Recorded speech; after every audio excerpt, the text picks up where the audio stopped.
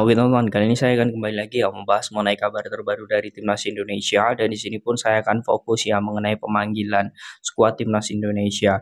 Memang ada beberapa pro dan kontra dan menurut saya ini hal yang wajar ya. Ada yang bilang, "Bang, kenapa Stefano Lillipali ini tidak dipanggil?" Tapi di sini saya melihat Egy dipanggil. Nah, di sini memang ada beberapa hal yang sudah berkomentar di situ. Nah, di sini saya akan membahas tuntas ya mengenai pemanggilan skuad Timnas. Yang jelas di sini jangan sampai kita menyimpulkan hal-hal yang tidak perlu seharusnya dan kita akan melihat bagaimana kerangka tim untuk melawan Brunei Darussalam. Di sini saya akan mengupas tuntas mengenai skuad Timnas Indonesia. Oke, jangan lupa untuk membantu channel ini. Silahkan kalian tekan tombol like, komen, dan juga subscribe serta tekan tombol loncengnya agar kalian mendapatkan notifikasi dari video-video saya selanjutnya. Nah, di sini pun langsung saja melihat ya, saya melihat bahwa PSSI ini sudah mengumumkan ya 25 pemain yang akan dibawa nantinya di Jakarta. Dan kita ketahui bahwa stadion yang digunakan itu adalah Gelora Bung Karno, tidak jadi di Palembang. Karena memang Palembang sedang ada kabut asap, itu juga membahayakan si pemain. Artinya di sini saya melihat 25 pemain ini nama-nama yang sudah ada ya. Kalian bisa lihat juga di situ ada sosok Elkan Bagot, kemudian ada Wahyu Prasetyo pemain PSIS, kemudian ada juga Jordi Amat dan juga beberapa pemain lain seperti Arhan itu juga dipanggil. Dari ini juga menjadi kesempatan bagi Nadia untuk membuktikan lagi karena dirinya juga dipanggil. Dan saya melihat bahwa ada beberapa nama yang tidak diikutkan ya seperti Abimanyu, kemudian Fahrudin Arianto. Nah, untuk Fahrudin Arianto ini kita ketahui bahwa dia adalah pemain yang ada di timnas itu di fase yang paling panjang bersama timnas di Piala AFF 2016 hingga sampai 2023. Dia selalu menjadi langganan timnas dan sekarang dia tidak dipanggil. Nah, kemudian di lini tengah di sini mungkin sudah skuadnya sudah lengkap ya, tetapi sosok Ivar Jenner ini juga tidak dipanggil. Nah, saya juga akan membahas nanti. Dan di depan ya ini juga tidak ada sosok Stefano Lillipali. Bahkan ya saya melihat banyak di kolom komentar itu sudah membanjiri, "Bang, tolong bahas kenapa Lillipali tidak dipanggil." Nah, saya melihat bahwa semua itu adalah kebutuhan tim ya.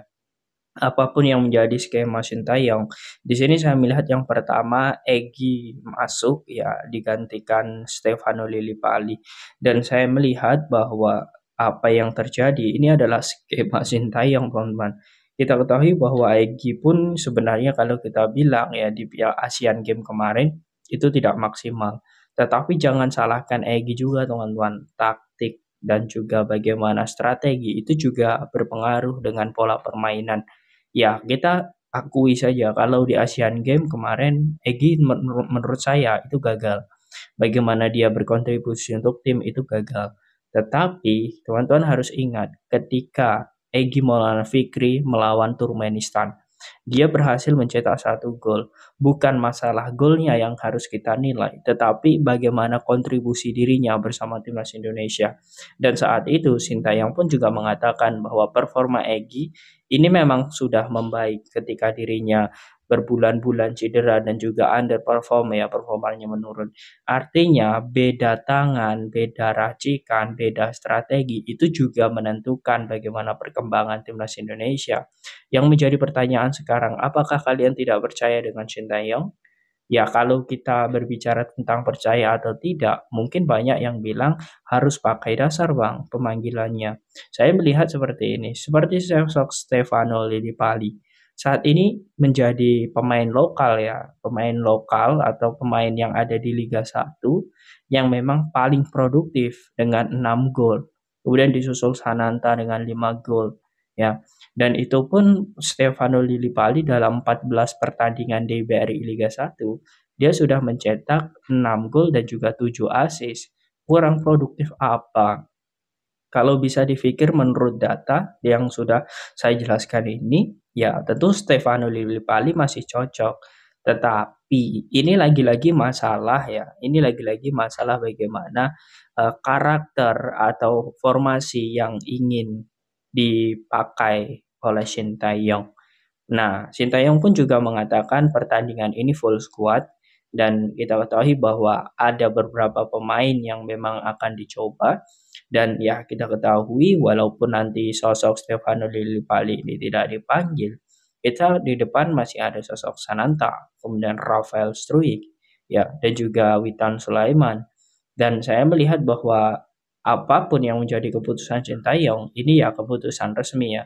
Ini bukan, ya kita tidak tahu apakah nanti akan ada penambahan atau tidak, yang jelas ini sudah menjadi keputusan Sintayong. Ya kita sebagai, pecinta sepak bola nasional, kita harus menilainya secara objektif, seperti itu. Nah, kemudian ada yang bertanya kepada saya, "Bagaimana sebenarnya Bang untuk nasib dari VAR Jenner?"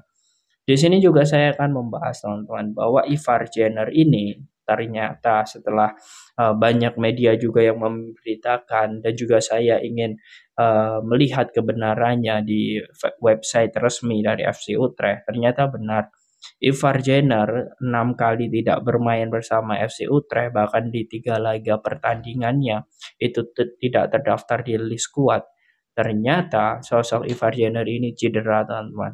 Jadi sudah clear ya mengapa dia tidak dipanggil Sintayong untuk di kualifikasi Piala Dunia melawan Brunei ini. Ya karena memang Ivar Jenner pun juga tidak dipaksakan dan saya pun mendapatkan jawabannya.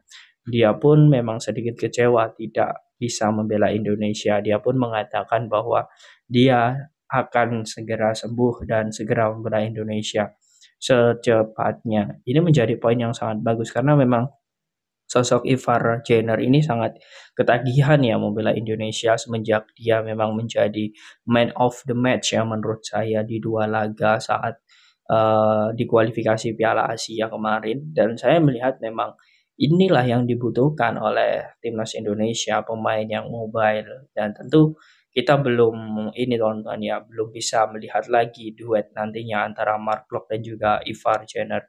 Yang jelas di situ di tengah masih ada sosok Mark Klok, masih ada Sandy Walsh juga yang bisa ditempatkan nanti jika Asnawi itu diturunkan di bek kanan. Kemudian juga masih ada sosok Rahmat Irianto atau, Ricky Kambuaya, kita masih ada di situ. Yang jelas Sintayong pun mengatakan bahwa apapun yang menjadi kontroversi mengenai pemanggilannya ya, apapun itu kita harus percaya kepada pelatih.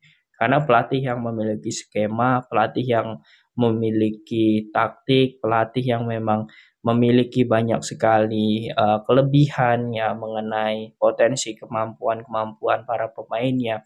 Ya itulah kita harus, respect kepada Sintayong apapun hasilnya. Karena saya melihat juga lawan kita adalah Brunei Darussalam. Tanpa mengurangi rasa hormat saya kepada Brunei ya, bukan berarti saya ingin merendahkan atau, menyepelekan kekuatan Brunei, tetapi ya kita tahu bagaimana kekuatan timnas, kemudian jam terbang kita, itu lebih baik. Jadi walaupun ya di sini tidak diperkuat Ivar Jenner, walaupun ya kita tidak diperkuat oleh Stefano Lillipali, yang menurut saya kita masih bisa untuk memenangkan laga. Itu menurut saya, bukan berarti kita harus sombong dan lain sebagainya.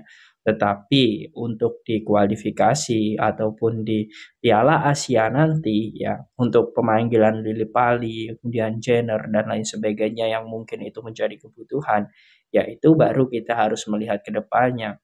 Ya bukan berarti saat ini Stefano Lillipali tidak dipanggil, kemudian Piala Asia nanti dipanggil. Itu juga belum tentu. Yang jelas semua itu pasti ada masanya untuk dipanggil ke timnas Indonesia. Jadi kita tidak perlu khawatir lah untuk masalah tidak dipanggilnya Stefano Lillipali. Nah, bagaimana menurut kalian teman-teman dengan tidak dipanggilnya Stefano Lillipali ini? Apakah kalian setuju dengan apa yang diambil atau apa yang dipanggil oleh Sintayong ini dengan skuad ini? Silahkan kalian tulis di kolom komentar.